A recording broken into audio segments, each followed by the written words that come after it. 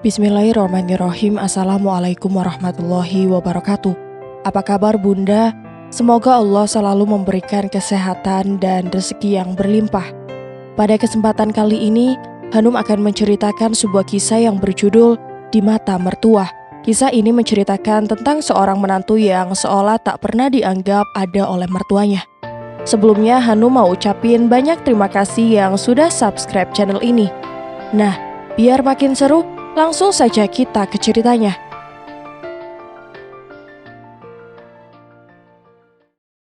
Bu, ini Safa bawakan kebutuhan rumah tangga untuk ibu. Kebetulan kemarin Mas Tio habis gajian, Bu. Safa sang menantu tertua datang dengan wajah sumringah. Di belakangnya sudah ada beberapa kotak sembako berisi beras, minyak, telur, tepung, sayuran, dan kebutuhan rumah lainnya untuk ibu mertuanya, Hana. Di samping Safa, putranya yang baru berusia 8 tahun ikut tersenyum pada sang nenek. Tetapi alih-alih membalas senyuman sang cucu, wajah Hana masih saja datar.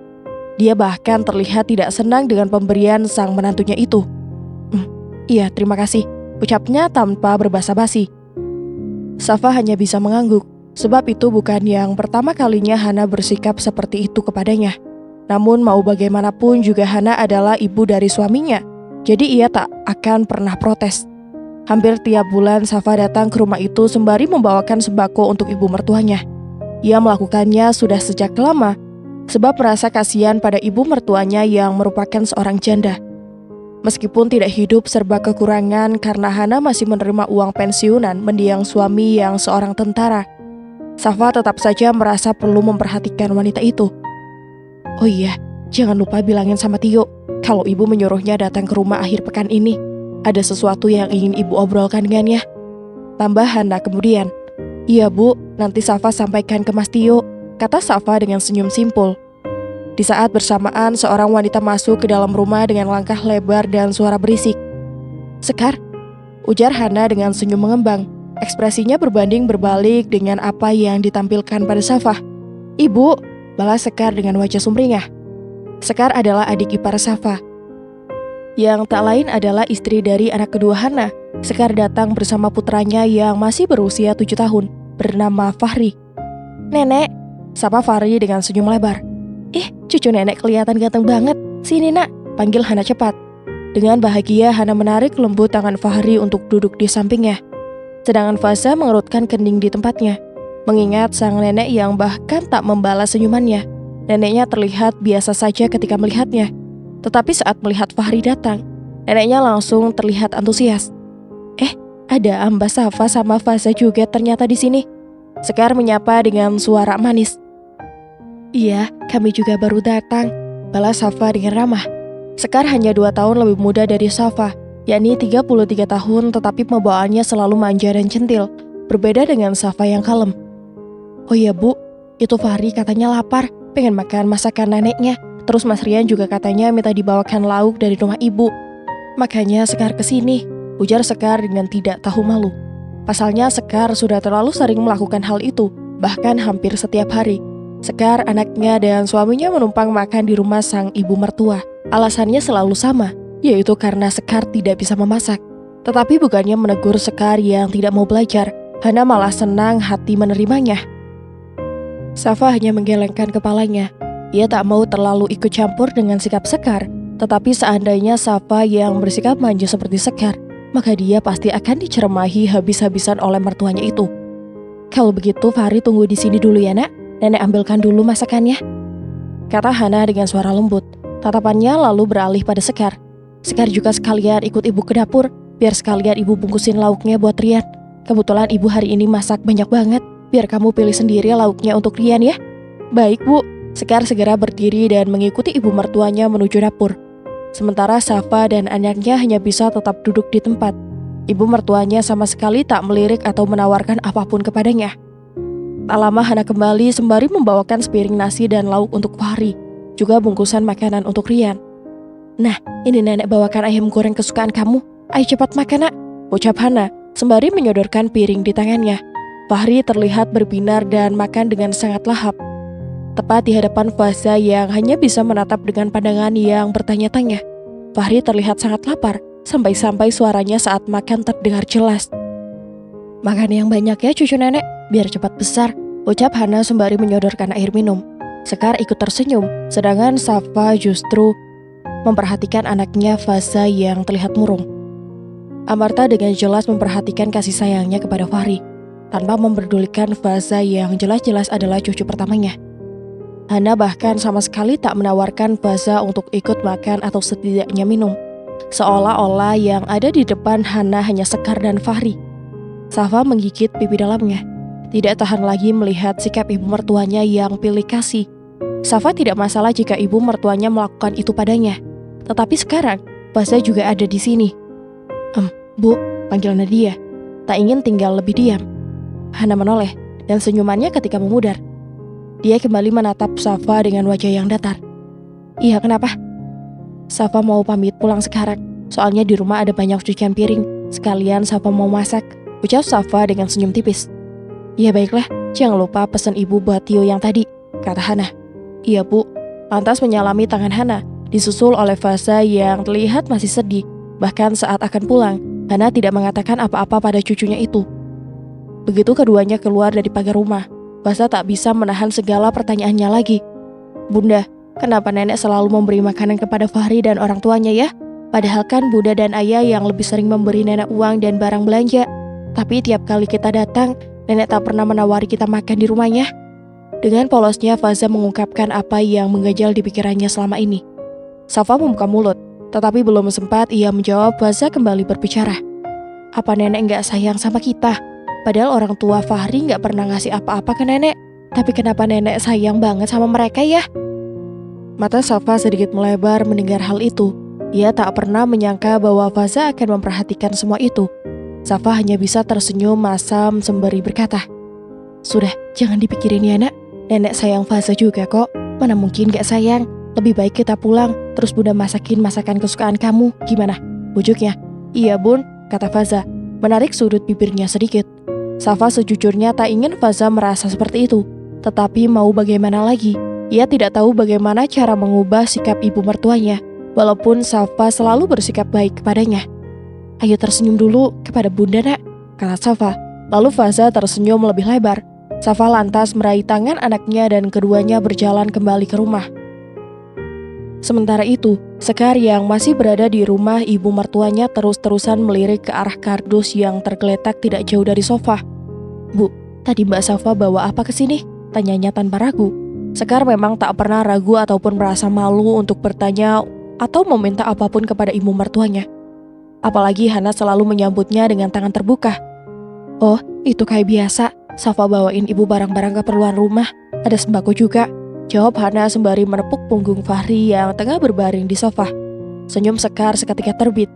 Wah, kayaknya banyak ya bu. Hana mengangguk. Iya banyak, nanti kamu bawa aja sebagian untuk kebutuhan rumah kamu. Ibu gak bisa abisin semuanya sendiri, kata Hana dengan santainya. Terima kasih ya bu, nanti Sekar bakal bawa pulang sembakonya. Ibu baik banget deh, sahut Sekar dengan senyum manisnya. Iya, pokoknya jangan sungkan untuk bilang ke ibu. Kalau ada yang kamu mau, pasti akan ibu berikan, ujar Hana membalas senyum manis menantu kesayangannya. Dalam hati Sekar menyeringai bahagia. Hari ini dapat sembako lagi, jadi nanti gak ada pengeluaran lagi. Emang enak banget ya, nikah sama anak kesayangan mertua. Apa-apa selalu dikasih. Safa, barang-barang sembako yang lainnya sudah diantar ke rumah ibu, tanya Tio yang baru saja pulang kerja.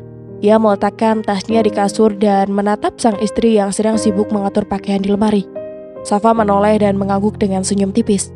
Sudah mas, kemarin sudah aku antarin semuanya, jawab Safa. Kejadian kemarin otomatis terngiang, dan ia jadi teringat dengan pertanyaan Faza. Namun Safa lebih memilih untuk tidak memberitahu Tio dan memberi pengertian kepada Faza. Lagi pula Tio tak akan bisa merubah hal itu dari ibunya. Oh iya mas, ibu nitip pesan juga. Katanya mas disuruh datang ke rumah ibu akhir pekan ini, ucap Safa. Tio mengernyit. Tangannya yang hendak melepas dasi sontak berhenti di udara. Datang ke rumah? Terus ibu bilang apa lagi? Ibu gak bilang mau apa? Enggak mas, ibu cuma bilang ada hal penting yang mau ibu bicarakan sama mas Tio, jawab Safa. Mendengar hal itu, Tio hanya terdiam menaikkan alisnya heran. Ada apa lagi kali ini?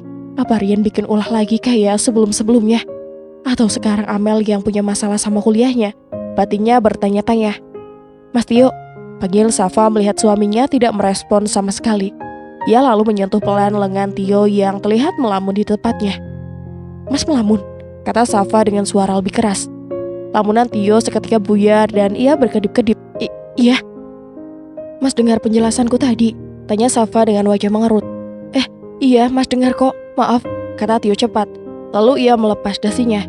Ia meraih pakaian gantinya di atas kasur dan menatap Safa.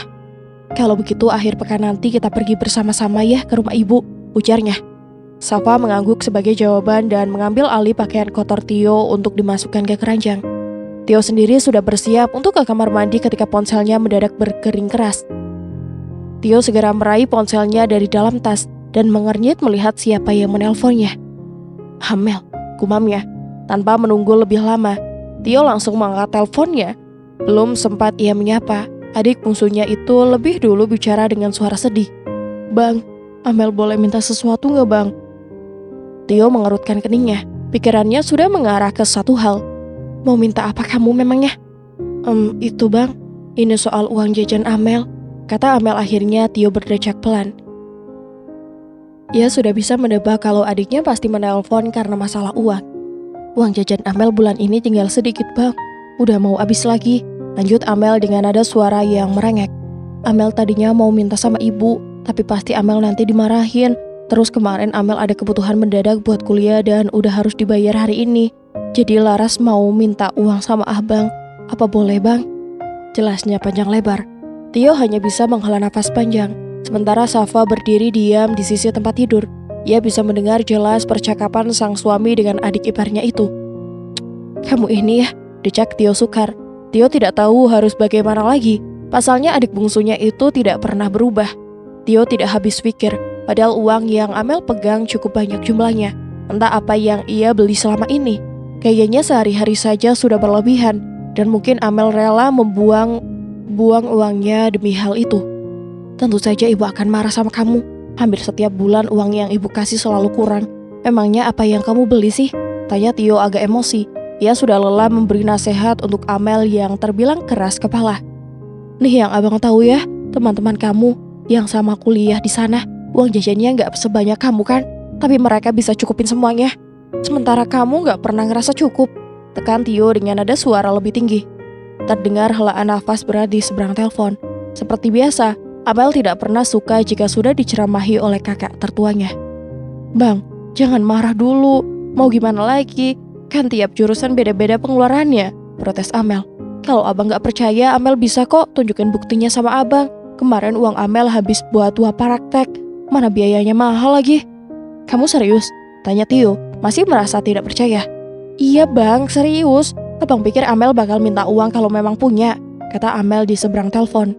Tio tidak langsung membalas dan terlihat menimbang-nimbang pertanyaan sang adik. Safa yang melihat hal itu menggigit bibir dalamnya. Rasanya ingin ikut menimpali, tetapi ia lebih memilih bungkam di tempat. Safa sejujurnya merasa kesal dengan Amel, yang selalu saja meminta uang kepada sang suami. Bukan hanya sebulan sekali, bahkan lebih dari itu. Kadang dengan alasan ini atau itu, atau masalah kuliahnya. Tanpa peduli biaya keluarga kakaknya juga tidak sedikit. Safa bahkan sampai harus berhemat dan pandai-pandai mengatur keuangan setiap harinya. Ia hanya bisa mengandalkan uang suaminya untuk keperluan tiap hari.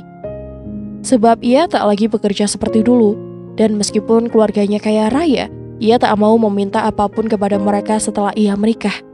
Safa menarik napas panjang untuk meredakannya demi sang suami. Sementara itu, Tio kembali berbicara kepada Amel. "Ya sudah, kalau begitu nanti abang transfer uangnya ke rekening kamu. Tapi ingat, lain kali kamu jangan boros terus. Kamu harus belajar hemat-hemat juga. Kamu ngerti kan?" kata Tio. "Iya, Amel ngerti kok. Terima kasih abangku yang baik hati. Aku tunggu kiriman uangnya," saut Amel sambil cengengesan dengan bahagia.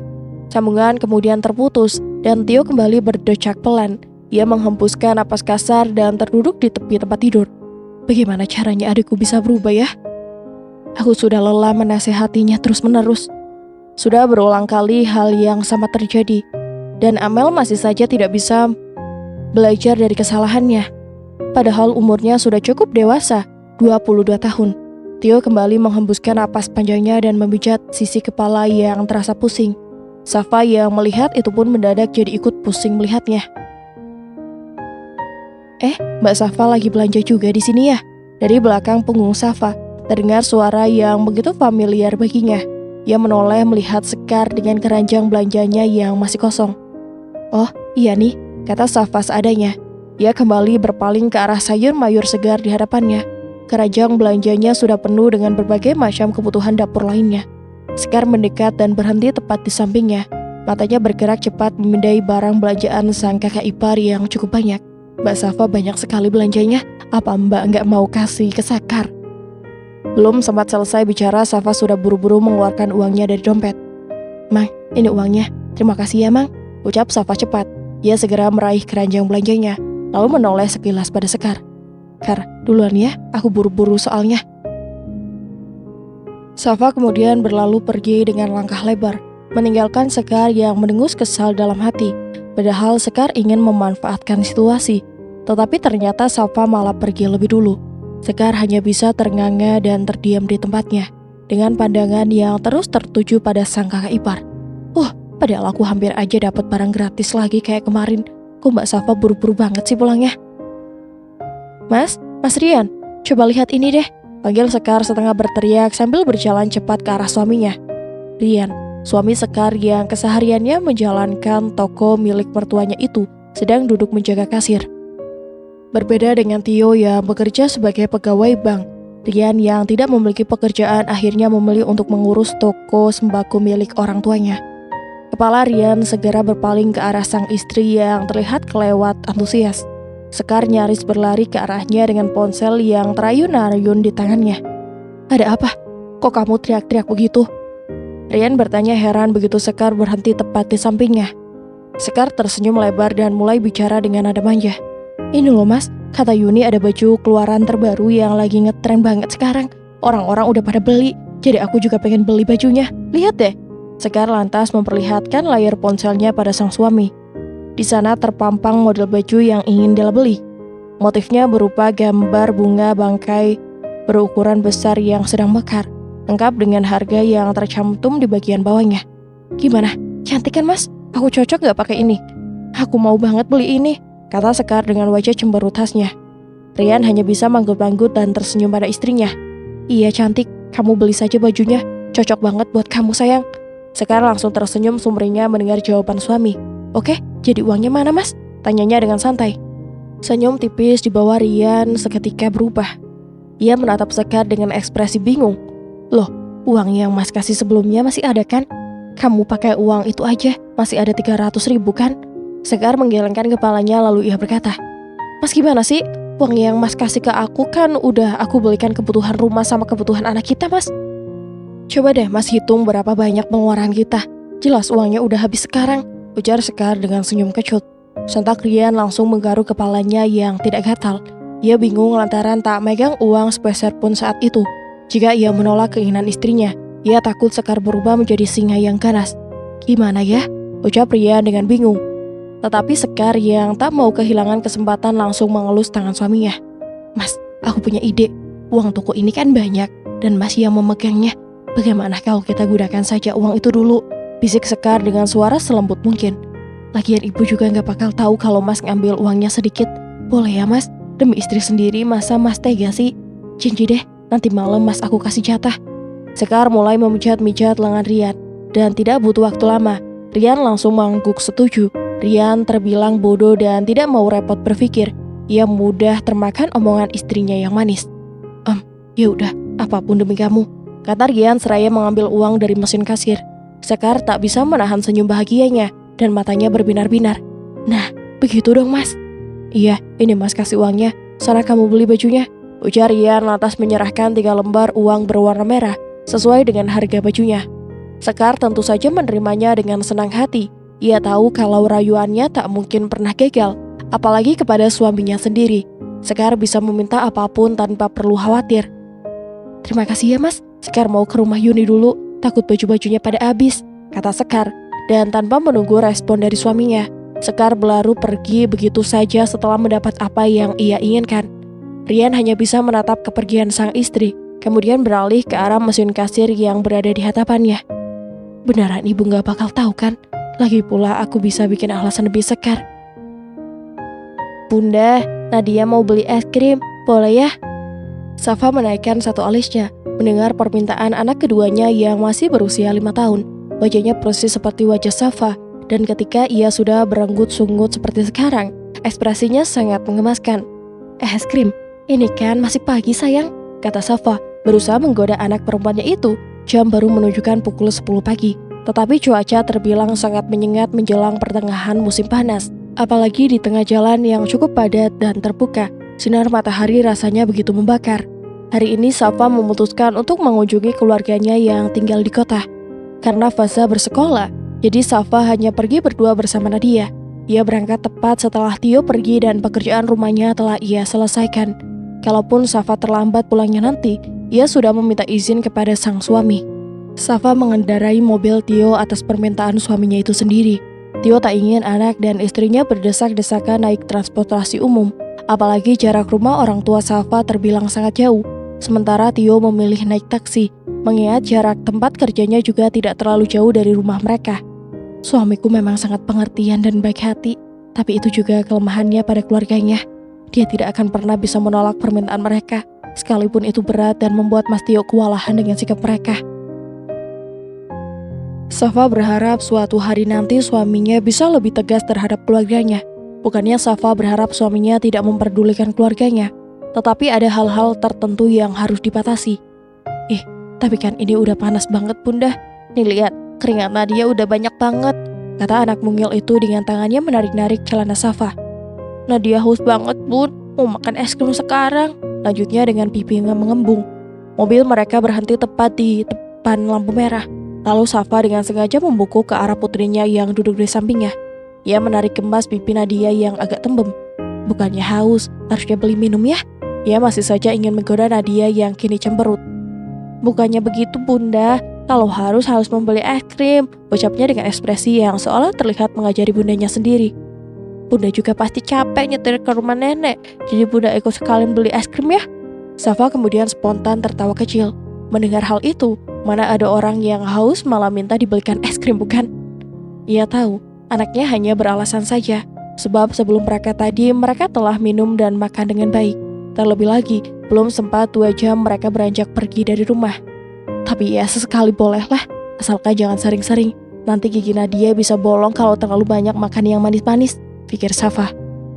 Ya udah kita beli es krimnya di supermarket depan situ ya sayang, ucap Safa seraya mengelus lembut kepala putrinya. Nadia langsung bersorak gembira, dan Safa kembali tertawa melihat hal itu. Saking senangnya, Nadia sampai menggoyang-goyangkan kedua kaki mungilnya itu. Hore, es krim, makan es krim, katanya dengan lucu. Safa hanya bisa menggeleng-gelengkan kepalanya melihat tingkah lucu putri kecilnya. Begitu lampu lalu lintas berubah warna menjadi hijau, Safa langsung melajukan mobilnya ke arah supermarket yang berada tidak jauh di depannya. Nadia mau es krim coklat, ujar Nadia dengan semangat saat Safa menepikan mobilnya di parkiran supermarket. Safa mengangguk dan mencium pipi putrinya. Iya nak, nanti kamu pilih sendiri mau yang mana ya. Keduanya mulai berjalan ke dalam supermarket, dan Nadia mulai memilih-milih es krim yang diinginkannya. Nadia mau yang ini aja, ucap Nadia sambil mengangkat satu bungkus es krim. Ya sudah, kita ke kasir sekarang ya, ajak Safa lalu meraih tangan putrinya untuk digenggam. Tetapi kemudian, langkah Safa terhenti di tengah-tengah. Matanya menyipit untuk sesaat, lalu dalam sekejap langsung melebar saat menyadari siapa yang dilihatnya. Amel, bukannya Amel seharusnya kuliah sekarang. Kenapa dia ada di sini? Safa berdiri di dekat truk dalam diam, sembari memperlihatkan Amel yang datang bersama seorang lelaki. Sepertinya mereka seusia dan sama-sama anak kuliahan. Mereka sangat akrab, dan pria itu merangkul pundak Amel dengan mesra. Apa mungkin itu pacarnya Amel ya? Batin Safa menebak-nebak. Ia terus memperhatikan, sampai kemudian apa yang terjadi selanjutnya membuat Nadia sangat terkejut. Tepat di depan matanya, 2 muda-mudi itu membeli alat kontrasepsi. Astaga, kenapa Amel beli barang itu? Apa jangan-jangan mereka mau melakukan hal yang tidak-tidak? Tidak lama Amel dan seorang pria yang bersamanya beranjak pergi dari supermarket itu. Setelah Safa sampai di rumah orang tuanya, ia menghela napas panjang dan terduduk di samping ranjang putrinya yang telah terlelap. Tidak lain karena kelelahan setelah perjalanan panjang keduanya. Mereka menghabiskan waktu cukup lama di sana. Sampai kemudian Safa memutuskan untuk pulang. Tetapi setelah kembali dari rumah orang tuanya di kota, Safa terus saja terbayang-bayangi oleh kejadian di supermarket tadi. Ia tidak bisa berpikir hal positif apapun, mengingat apa yang telah Amel beli. Sebenarnya ia sering mendengar kalau selama ini Amel sering menginap di hotel mahal. Dia juga selalu memberikan pacarnya barang-barang yang cukup mewah. Tanpa sadar dengan kondisi keuangannya sendiri, Amel sepertinya telah dibutakan oleh cinta. Entah itu bisa disebut cinta, atau pacar Amel yang hanya memanfaatkannya saja. Apa memang benar itu yang dilakukan Amel selama ini? Pantas saja ia selalu merasa kurang dengan uang bulanannya. Masalahnya bukan cuma Mas Tio, tapi dia juga selalu dapat dari ibu. Gumam Safa, menggerutu kesal. Helaan napas berat berembus dari mulutnya. Merasa kesal juga jengkel melihat sikap Amel yang tidak mau mendengar nasihat Tio, suaminya. Jika Amel memang menggunakan uang dari Tio untuk keperluan kuliahnya, maka Safa tidak masalah. Tetapi kalau uangnya hanya untuk pacarnya atau gaya hidup Amel yang terlalu ketinggian, Safa sama sekali tidak rela. Enak saja Amel minta uang sama Mas Tio hanya untuk dihambur-hamburkan, sementara aku di sini mati-matian menghemat uang. Aku bahkan malu untuk meminta lagi sama Mas Tio kalau sudah dikasih uang bulanan. Batin Safa geram. Amel memang adik Tio, tetapi tidak bisa dengan seenaknya saja mereka meminta uang. Dia sudah dewasa dan seharusnya tahu kalau Tio memiliki tanggung jawabnya sendiri. Safa menatap putrinya yang tertidur dan tersenyum kecut. Jika bukan karena Amel, maka Safa yakin ia dan suaminya sudah bisa menabung untuk keperluan Nadia. Apalagi Nadia tahun depan sudah harus mendaftar SD. Tidak Amel, tidak Sekar. Semuanya sama-sama gak tahu malu. Kami sekeluarga harus hidup hemat, sementara mereka gak pernah sedikit pun buat mikirin ini itu. Safa meremas ujung pakaiannya dan menelan segala amarah yang ia rasakan saat ini. Kalaupun ia memberitahu suaminya tentang apa yang ia lihat, apa mungkin Tio akan mempercayainya? Safa merasa ragu dan sepertinya bukan hal bagus jika harus memberitahu suaminya tanpa bukti nyata. Astaga, semua ini rasanya begitu melelahkan. Aku harus terus-terusan menahan diri sama ipar-ipar yang gak tahu diri dan bermuka tebal itu. Safa berdecak sebal dan beranjak pergi dari tempatnya. Rasanya ia akan meledak jika harus terus memikirkannya. Lebih baik ia pergi ke dapur dan mempersiapkan makan malam untuk keluarganya. Keesokan harinya terdengar ramai suara ibu-ibu di kediaman Bu RT. Tolong angkat ikannya ke belakangnya Bu. Itu udah mau dibilas, terus dibumbui lalu digoreng. Bu, itu cabai rawitnya dikit banget, tambah lagi biar enak. Ya elah cabai mah jangan banyak-banyak Bu, mahal soalnya. Mata Safa mengandar memperhatikan ibu-ibu yang berkumpul di rumah Bu RT siang ini. Semua tampak sibuk dan heboh dengan suara riuh memenuhi sekitar rumah. Malam nanti akan diadakan pengajian rutin yang dilakukan di kampung mereka. Ibu-ibu bertugas memasak dan menyiapkan makanan, yang mana nantinya akan mereka santap bersama-sama setelah acara pengajian. Siapapun diharuskan ikut membantu untuk membentuk jiwa sosial sebagai warga, tidak memandang bulu, miskin atau kaya, tua atau muda, semuanya sama. Bu Eka sebagai Bu RT tidak mau ada yang merasa dikucilkan di kampungnya. Itulah sebabnya Safa datang siang ini. Ia selalu rutin hadir, kecuali jika sedang tidak enak badan atau ada urusan mendadak. Hal yang sama juga berlaku untuk semua warga. Mbak Safa, baru datang loh ternyata. Ayo masuk Mbak, sapa seorang parubaya dengan ramah. Safa tersenyum tipis. Iya Bu, maaf saya sedikit terlambat karena tadi ada urusan penting. Bu Susi sudah lama? Tanya Safa sekedar basa-basi. Safa mengenal cukup baik wanita parubaya yang ia sebutkan Bu Susi itu. Bu Susi adalah tetangga mertuanya yang ia kenal cukup akrab. Iya gak apa-apa Mbak, kita juga baru mau mulai masak untuk acaranya, kata Bu Susi dengan senyum manisnya. Safa mengangguk sebagai balasan, kemudian melangkah ke dalam rumah untuk membantu ibu-ibu lainnya. Saat Safa berada di dalam ruangan terdengar riuh suara di depan rumah.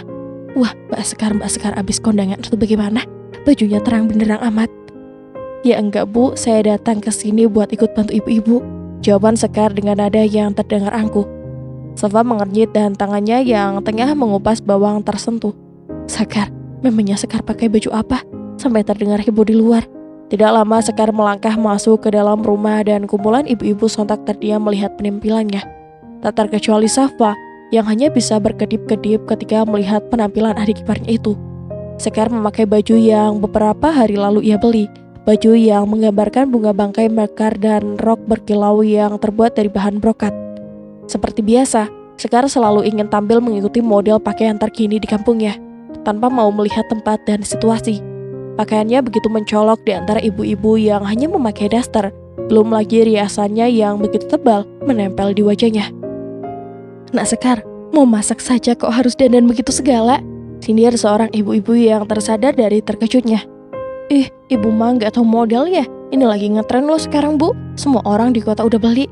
"Bu, ibu aja yang ketinggalan," balasnya dengan wajah ngotot.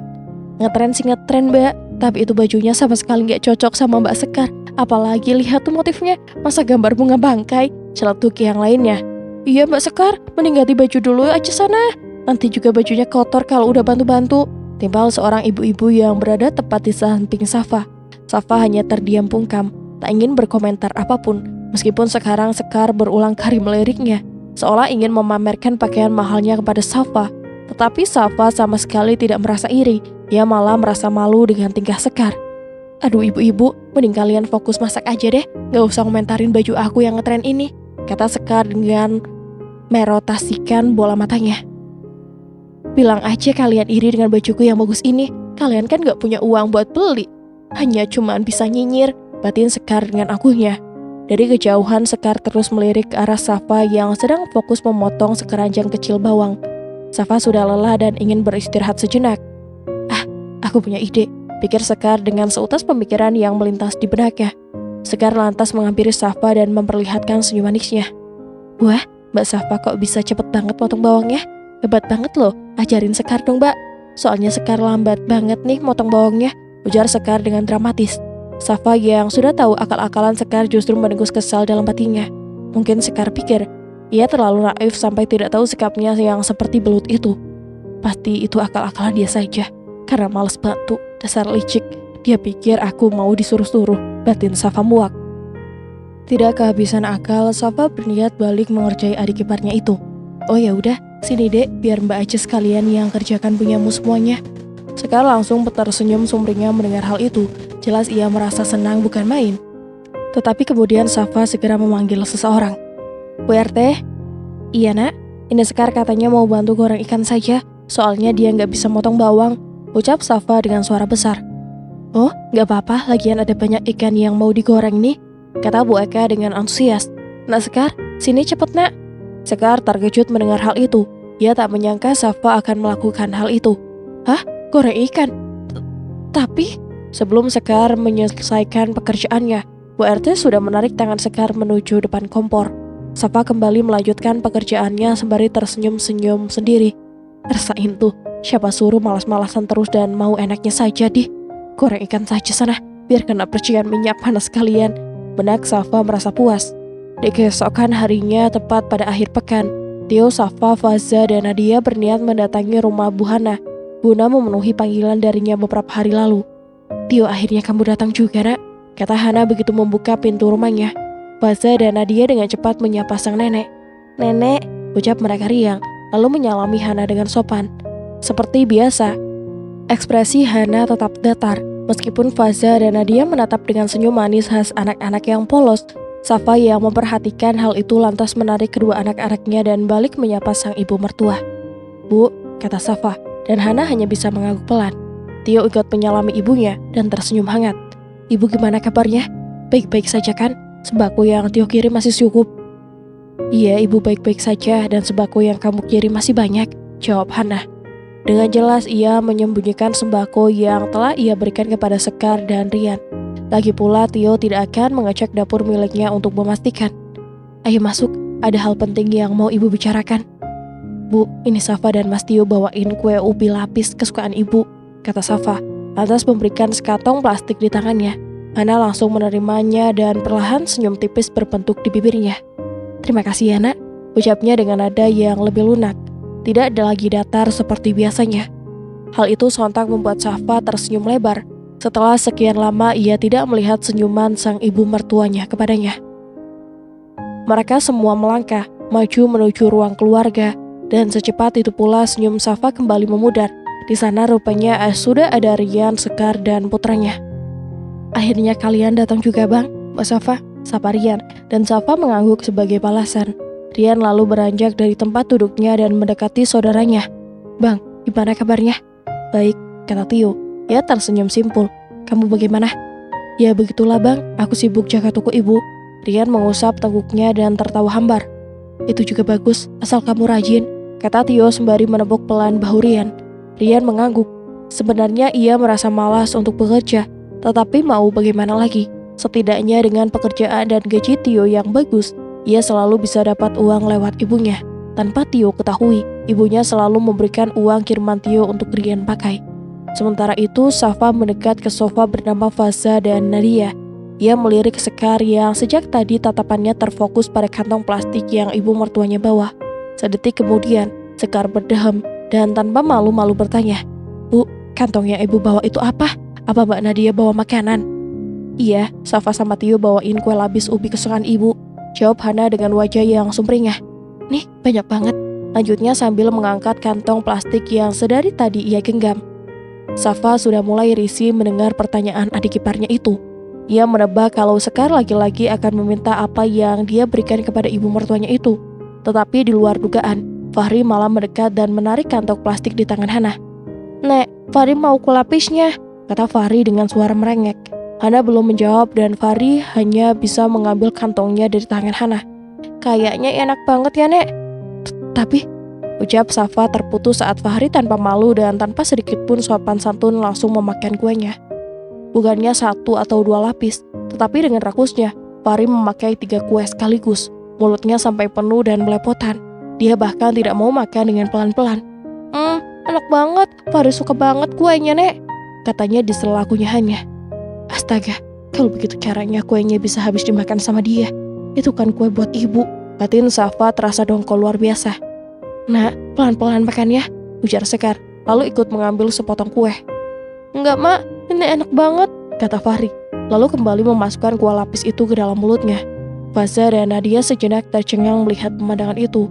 Kalau mereka yang melakukan hal seperti itu, pasti ayah dan bundanya akan langsung memarahi mereka. Tetapi Fahri terlihat tidak tahu tata krama. Bang Fahri, kenapa ngambil kue nenek dan memakan banyak kuenya? Ceplos Nadia yang keheranan melihat ketidaksopanan sepupunya itu. Itu kan bunda beliin buat nenek. Nenek untuk Bang Fahri, bukan untuk Bang Fahri.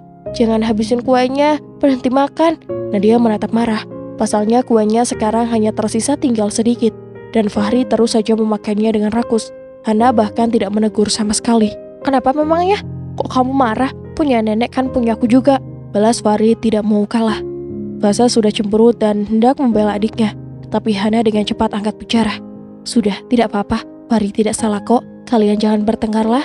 Lain kali nenek bisa beli lagi kuenya. Ini kan cuma kue, ujar Hana menengahi. Atau lebih tepatnya membela Fahri, cucu kesayangannya. Safa segera menarik kedua anaknya untuk duduk di sofa, sembari menarik nafas dalam dan berulang kali. Sabar, jangan meledak di sini, demi Mas Tio, batinnya. Mereka semua duduk di sofa dan suasana kembali menjadi lebih serius. Tio melirik kue lapis di atas meja, juga Fahri yang kasih makan. Tapi perhatiannya teralih setelah ibunya buka suara. Jadi ada hal penting yang mau ibu bicarain sama kamu. Hal penting apa bu? Tanya Tio dengan penasaran. Apalagi melihat keberadaan keluarga Rian di sana. Tio mengira semua ini pasti ada hubungannya dengan mereka. Itu, ibu mau bicarain soal tanah peninggalan ayah kalian, jelas Hana. Lalu menatap Rian dan Sekar yang otomatis tersenyum. Hana lalu kembali menatap ke arah Tio dan Safa. Ibu mau menjual tanah itu. Hah? Jual tanah? Tio langsung terkejut dengan apa yang barusan ibunya katakan. Tapi tanah peninggalan ayah itu untuk apa emang ya bu? Ibu kan gak kekurangan uang untuk menyambung hidup. Ada gaji pensiunan ayah, ada hasil dari toko juga. Kenapa mesti jual tanah segala? Tio langsung memberikan pertanyaan beruntun. Mereka bingung dengan keinginan tiba-tiba ibunya. Bukan untuk ibu, kata Hana sembari menghela napas panjang. Ibu mau jual tanah itu buat bantu adik kamu Rian. Loh, memangnya Rian kenapa bu? Tio masih tidak mengerti apa yang salah. Rian sudah mengelola toko ibunya dan dia juga tidak hidup susah hingga harus menjual tanah peninggalan ayahnya. Tetapi Hana justru menampilkan wajah sedihnya. Kamu ini bagaimana? Adik kamu kan belum punya rumah. Ibu kasihan sama dia. Bahkan kamu tahu sendiri kan, sampai sekarang mereka masih ngontrak. Rencananya ibu mau pakai uang hasil penjualan tanah buat belikan dia rumah. Jelas Hana dengan menggebu-gebu, seolah tidak ingin lagi dibantah. Suasana di ruang tamu terasa tegang Tio menarik napas dalam, mencoba menahan gejolak amarah yang mulai memanas di dadanya. Ibu, aku tidak keberatan jika tanah warisan ayah mau dijual, dan aku juga tidak menginginkan bagianku, ucapnya. Suaranya tetap tenang. Hana menghela napas lega, mengira perdebatan ini akan berakhir dengan mudah.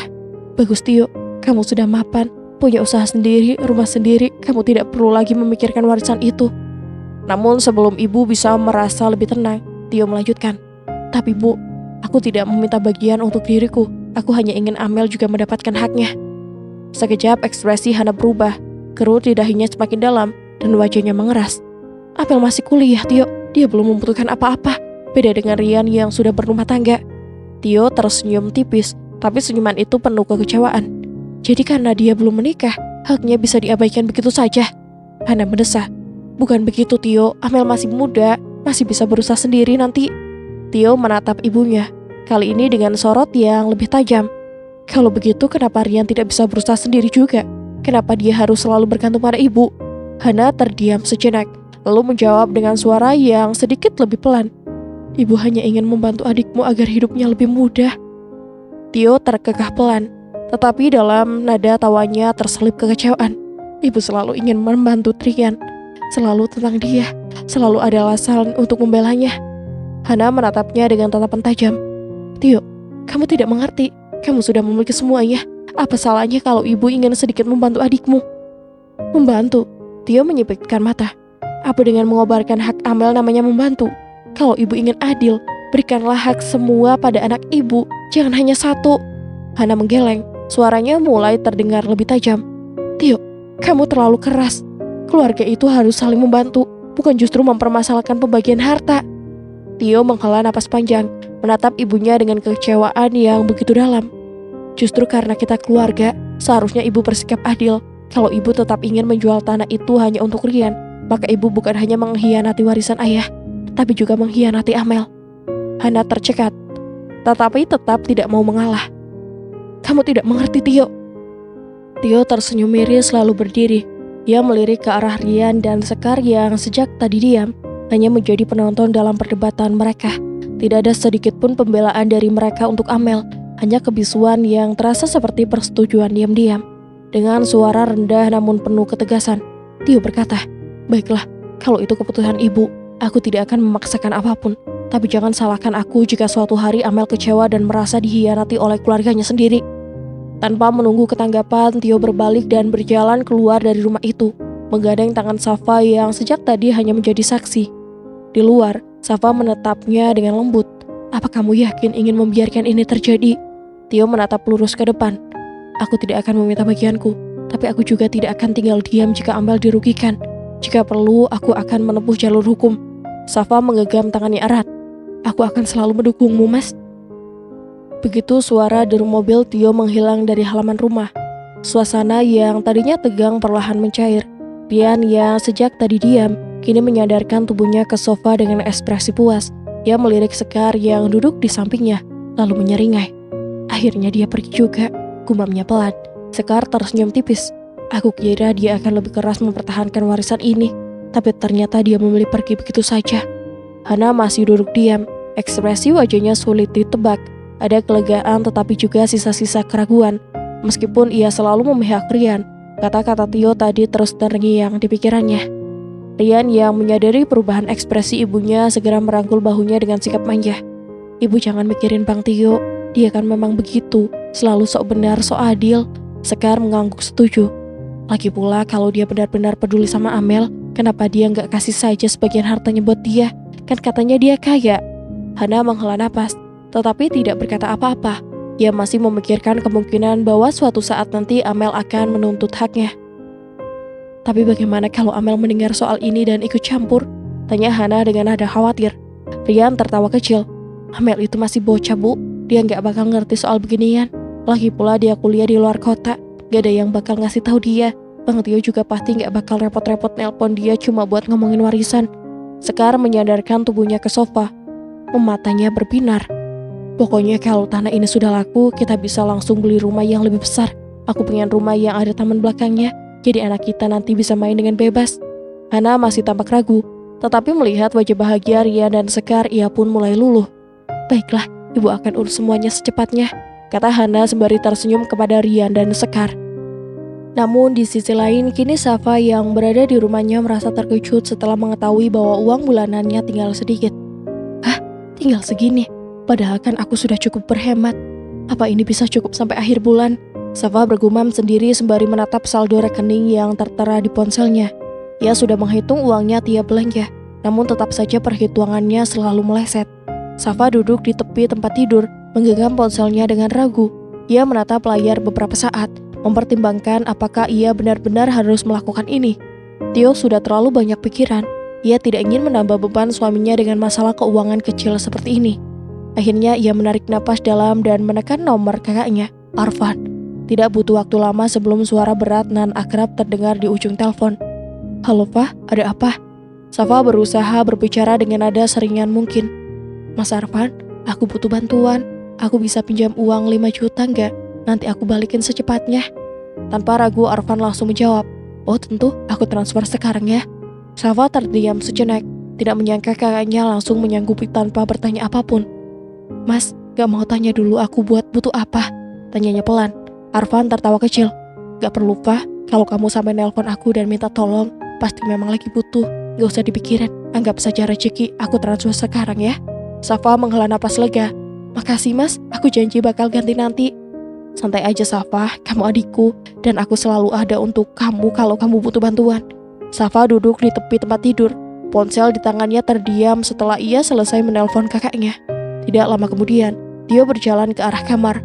Matanya langsung tertuju pada Safa yang terlihat sedikit gelisah. Theo menatap istrinya dengan sorot mata yang tajam. Seperti biasa saat ia merasa ada sesuatu yang tidak beres. Safa, tadi kamu telepon siapa? Safa terkejut, berusaha menyembunyikan kecemasannya dengan senyuman yang tidak terlalu meyakinkan. Ia berusaha berpikir cepat. Oh, itu cuma Mas Arfan. Aku tanya-tanya soal keluarga dia aja. Tanpa sedikit pun rasa curiga, Tio hanya berkata, oh, terus bagaimana keadaan keluarganya? Tanyanya dengan penuh penasaran. Baik kok sayang. Keluarga Mas Arfan semuanya sehat? Jawab Safa sembari tersenyum tipis ke arah Tio. Oh ya sudah, kalau begitu, kata Tio sembari merebahkan tubuhnya di atas tempat tidur. Safa menghela napas lega. Masalahnya untuk sementara selesai, dan yang terpenting, ia tidak perlu membebani Tio dengan kekhawatirannya. Di keesokan harinya terlihat Hana yang berjalan kaki dengan gugup menuju tanah milik mendiang suaminya. Saat Hana berjalan melewati gang, ia bertemu dengan Ibu Siti, tetangga yang cukup akrab dengannya. Ibu Siti sedang menyiram tanaman di depan rumahnya. Begitu melihat Hana berjalan, Ibu Siti berhenti dan menyapanya. Hana, mau kemana pagi-pagi begini? Tanya Ibu Siti, tersenyum ramah. Hana berbalik senyum, meski sedikit terlihat cemas. Oh Bu Siti, saya mau ke tanah yang akan dijual itu, cuma mau lihat-lihat sebentar urusan jual beli. Ibu Siti mengangguk seakan memahami. Oh, tanah yang dekat itu ya? Itu tanah yang lama kan? Udah lama gak pernah kelihatan ada orang di sana. Hana mengangguk pelan, berusaha tetap tenang. Iya benar, sekarang kami jual soalnya sudah gak kepakai. Ibu Siti menatap Hana dengan penasaran. Mudah-mudahan urusannya lancar ya. Jangan sampai ada masalah nanti nah. Itu tanah kan cukup berharga. Hana menghela napas, mencoba tersenyum. Amin Bu, semoga semuanya berjalan lancar. Setelah beberapa detik, Ibu Siti melanjutkan kegiatan menyiram tanamannya, sementara Hana melanjutkan perjalanannya. Sesampainya di lokasi tanah, Hana sudah melihat Sekar dan Rian yang sudah berada di sana. Ibu yakin tanah ini akan terjual dengan harga yang sesuai? Tanya Sekar, mengalihkan perhatian Hana dari pikirannya. Hana mengangguk mantap. Iya pasti. Tanah ini bernilai tinggi dan orang yang akan membeli sudah sepakat. Tidak ada alasan untuk khawatir. Rian yang sejak tadi diam, tiba-tiba berbicara dengan nada yang lebih serius. Yang penting kita bisa langsung dapat uangnya. Jangan sampai ada masalah di tengah jalan. Sekar mengangguk setuju. Iya, kita harus cepat ambil langkah ini supaya tidak ada yang menghalangi. Tiba-tiba sebuah mobil mewah melintas dan berhenti di dekat mereka. Hana dan Rian langsung melangkah maju, menyambut pria yang keluar dari mobil. Pria itu mengenakan jas hitam rapi dan memiliki senyum yang cukup ramah. Arfan, suara Hana terkejut, memanggil nama yang sudah tidak asing lagi bagi mereka. Ya Bu Hana, aku Arfan, jawab pria tersenyum dengan senyum ramah. Bang Arfan, jadi Anda yang akan membeli tanah ini? Tanya Rian dengan suara terkejut. Arfan mengangguk dan menjelaskan dengan tenang. Iya benar, saya yang akan membeli tanah ini. Sekar yang masih merasa bingung berbicara. Tapi kami tidak tahu kalau Anda yang akan membeli tanah ini. Arfan tersenyum lebar, meski ada sedikit keheranan di wajahnya. Oh, maaf kalau ini mengejutkan kalian. Memang saya yang berniat membeli tanah ini karena saya ingin memberikan hadiah untuk Safa dan Tio. Saya tahu ini agak tak terduga. Hana tercengang. Hadiah untuk Safa dan Tio? Jadi ternyata niat Anda bukan untuk bisnis, tapi untuk mereka. Arfan mengangguk dengan senyum yang lebih lebar. Iya benar, saya ingin memberi mereka sesuatu yang bisa mereka kelola dan dijadikan sebagai tanda kasih sayang saya untuk mereka. Tanah ini akan menjadi bagian dari hadiah saya untuk mereka berdua. Dengan kesepakatan yang sudah tercapai, meskipun perasaan mereka masih sedikit campur aduk, mereka melanjutkan pembicaraan tentang jual beli tanah tersebut hingga pada akhirnya, tanah secara sah telah dibeli oleh Arfan. Hari itu, suasana di rumah Tio dan Safa terlihat seperti biasa. Tio baru saja pulang dari kantor, sementara Safa sedang sibuk di dapur menyiapkan makan malam. Mereka berdua tampak sibuk, namun ada sesuatu yang berbeda, sebuah ketegangan yang terasa di udara. Tiba-tiba terdengar suara kendaraan berhenti di depan rumah mereka. Bang Arfan, Safa yang mendengar suara itu langsung keluar dari dapur. Terkejut melihat kakaknya, Arfan, turun dari mobil dengan membawa sebuah tas kecil. Bang Arfan, ada apa? Tanya Safa dengan heran, sambil berjalan mendekat. Arfan tersenyum menyapa adiknya dengan hangat. Ada sedikit hal penting yang perlu aku sampaikan. Safa mengernyitkan dahi, merasa ada yang tidak beres. Hal penting apa bang? Arfan langsung mengangguk ke arah rumah mereka. Boleh masuk sebentar? Tio yang mendengar suara mereka langsung keluar dari ruang tamu. Melihat Arfan, Tio sedikit terkejut namun segera menyambutnya. Bang Arfan, kenapa datang kemari? Arfan mengamati kedua sejenak, lalu berkata dengan senyuman. Aku datang membawa sesuatu untuk kalian berdua. Safa dan Tio saling pandang dengan penasaran. Apa itu bang? Tanya Safa sedikit cemas. Arfan berjalan menuju meja ruang tamu, meletakkan tas kecil yang ia bawa. Sebenarnya aku ingin memberitahumu kalau tanah yang sedang dibicarakan itu, yang sedang dijual oleh keluarga Hana, sudah aku beli. Tio dan Safa langsung terkejut. Apa? Jadi tanah itu sudah dibeli? Tanya Tio dengan nada penuh kejutan. Arfan mengangguk. Iya, aku yang membeli tanah itu, dan aku ingin memberikannya padamu Safa dan Tio. Safa terdiam sejenak, mencoba mencerna ucapan kakaknya. Apa maksud Bang Arfan? Kenapa tanah itu bisa jadi hadiah untuk kami? Arfan tersenyum dengan penuh kasih. Aku ingin memberi kalian sesuatu yang bisa kalian kelola bersama. Sesuatu yang akan menjadi milik kalian. Tanah itu akan menjadi hadiah dari aku untuk kalian, sebagai simbol rasa sayang dan perhatian dari seorang kakak. Tio yang semula terkejut akhirnya berbicara dengan nada hati-hati. Bang, itu terlalu berlebihan, kami tidak memintanya. Arfan menggelengkan kepala. Aku tahu kalian tidak memintanya, tapi aku ingin menjadi kejutan yang baik. Tanah ini akan menjadi milik kalian berdua, dan aku ingin kalian tahu bahwa aku selalu mendukung kalian. Safa yang awalnya merasa bingung kini terharu. Bang, terima kasih, kami tidak tahu harus berkata apa. Tio yang merasa sedikit tersentuh, akhirnya mengangguk dengan penuh rasa terima kasih. Kami sangat menghargainya bang, ini benar-benar luar biasa. Arfan tersenyum lebar, merasa lega dengan reaksi mereka. Aku harap kalian bisa memanfaatkan tanah itu dengan baik. Ini adalah langkah kecil untuk masa depan kalian. Safa dan Tio merasa campur aduk, tak menyangka bahwa kejutan seperti ini akan datang dari Bang Arfan. Mereka merasa terharu, ada perasaan hangat yang mulai muncul di hati mereka. Karena mereka tahu, ini adalah bentuk kasih sayang yang tulus dari seorang kakak. Terima kasih bang, kami akan berusaha untuk menjaga dan memanfaatkan dengan baik, ujar Safa dengan mata berkaca-kaca. Arfan mengangguk puas lalu berdiri. Aku tahu kalian akan melakukan yang terbaik. Semoga ini bisa menjadi berkah buat kalian.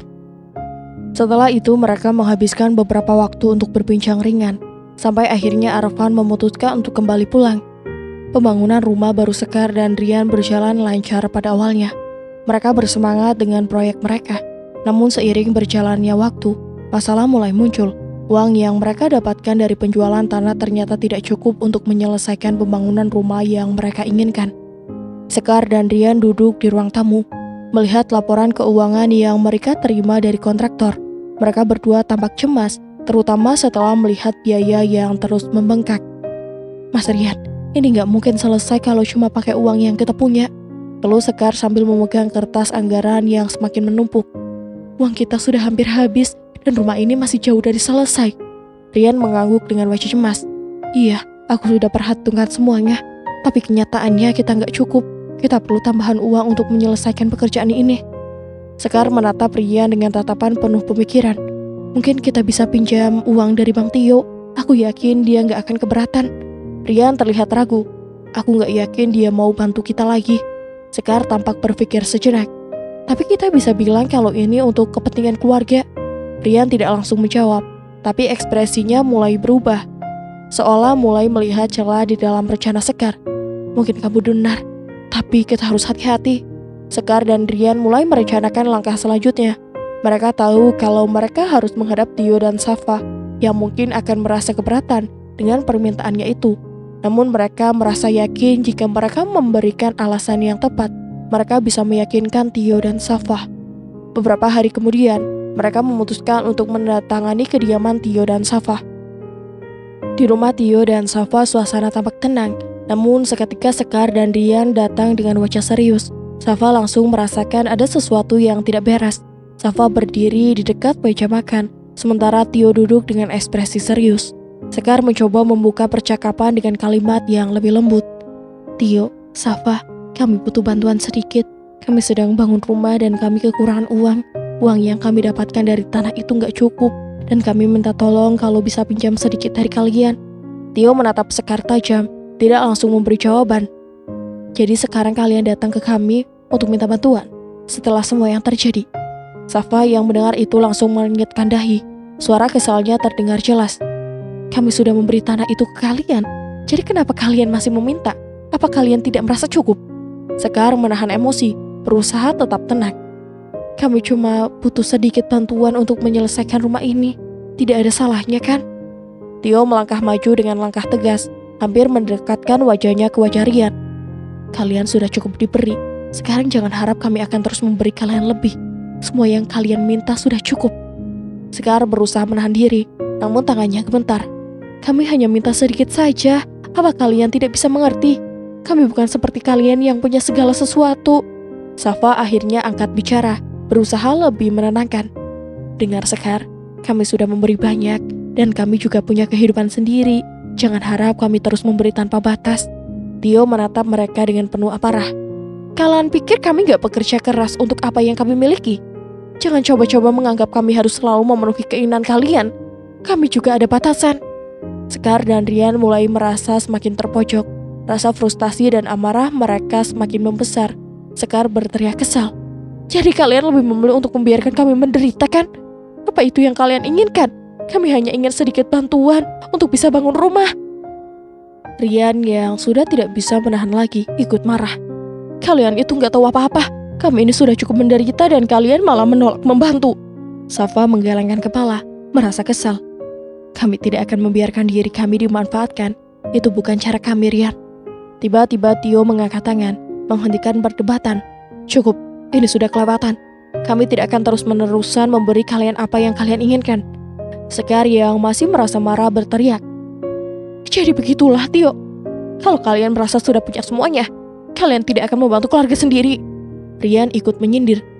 Mungkin kalian pikir kalian lebih pintar dan lebih kaya. Tapi kami punya hak yang sama untuk kebahagiaan. Tio dan Safa saling memandang, dan terlihat bahwa mereka sudah hampir tidak sabar lagi dengan sikap Sekar dan Rian yang semakin berani menantang mereka. Safa dengan penuh emosi berkata, kalian sudah cukup diberi. Jangan harap kami akan memberikan lebih hanya karena kalian merasa berhak atas itu. Tio yang sudah kesal menambahkan, ini sudah cukup. Kami tidak punya kewajiban untuk memberikan apa yang kalian mau. Kami sudah memberi dan itu cukup.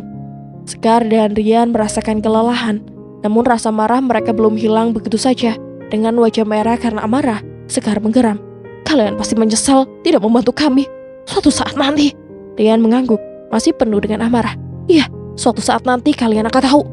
Tanpa kata-kata lebih lanjut, mereka berbalik pergi meninggalkan Tio dan Safa, yang masih berdiri dengan penuh ketegasan di depan mereka. Sekar dan Rian meninggalkan rumah itu dengan penuh rasa kecewa. Namun rasa amarah mereka tetap membara. Pulang dari rumah Tio dan Safa, suasana hati Sekar dan Rian masih penuh dengan amarah. Mereka merasa terpojok dan tidak mendapatkan dukungan yang mereka harapkan dari Tio dan Safa. Mereka tidak akan menyerah begitu saja. ada satu cara yang mereka rasa bisa menyelesaikan masalah ini, yaitu memanfaatkan Hana. Sekar dan Rian datang ke rumah Hana dengan wajah yang penuh harapan. Mereka tahu, jika mereka bisa meyakinkan Hana, mereka mungkin akan mendapatkan bantuan yang sangat mereka butuhkan. "Bu, kami butuh bicara. Ada hal penting yang harus kami sampaikan," ucap Rian membuka obrolan. Hana menatap anak-anaknya dengan wajah yang lelah, tetapi ia mengangguk. "Ada apa, Sekar? Rian?" Rian menghela napas, mencoba untuk berbicara dengan tenang. "Kami butuh uang lagi untuk melanjutkan pembangunan rumah. Uang hasil penjualan tanah yang ibu berikan ternyata masih kurang." Sekar ikut mendapatkan dengan suara lebih mendesak. "Kami benar-benar membutuhkan uang, Bu. Kalau ibu tidak bisa membantu, kami tidak tahu harus bagaimana lagi." Rian segera mencoba membujuk dengan cara yang lebih halus. "Ibu, Tio dan Safa itu tidak akan pernah mau memberikan uang. Kami tahu itu, Bu. Kalau ibu yang berbicara dengan Tio, pasti Tio akan lebih mudah untuk mendengarkan. Ibu kan tahu cara mempengaruhi Tio." Sekar yang sudah mulai tidak sadar ikut berbicara dengan lebih keras. "Ibu, kami tidak minta banyak, hanya sedikit untuk menyelesaikan rumah ini. Jika ibu bisa membujuk Tio, kami akan sangat terbantu. Ibu kan tahu kalau kami sudah berusaha keras." Hana nampak berpikir sejenak. "Aku tidak tahu, Rian. Jika Tio tahu, mungkin dia akan marah. Dia sudah memberikan banyak untuk kalian." Rian tidak menyerah. Ia menatap ibu mereka dengan penuh harapan. "Bu, ini demi kepentingan keluarga kita semua. Rumah ini penting untuk masa depan kita. Kalau ibu bisa berbicara dengan Tio dan meyakinkan, kami janji akan mengembalikan uang ibu dengan cepat." Rian menambahkan dengan nada yang lebih memelas. "Kami sudah berusaha, Bu. Tapi kalau ibu bisa bantu kami, ini akan sangat berarti." Hana masih tampak ragu, tetapi perlahan ia mengangguk. "Baiklah, aku akan coba berbicara dengan Tio. Tapi aku tidak bisa menjanjikan apa-apa." Sekar dan Rian merasa lega, meski tahu bahwa langkah ini bukanlah hal yang mudah. Mereka tahu, dengan bantuan Hana mereka bisa mendapatkan uang yang mereka butuhkan untuk melanjutkan proyek rumah mereka. Dan sampai di sini dulu ya. Jika Bunda ingin lanjutin ceritanya sampai tamat, bisa komen di bawah. Dan mohon maaf apabila Hanum ada kesalahan dalam penyampaian cerita. Akhir kata, wassalamualaikum warahmatullahi wabarakatuh.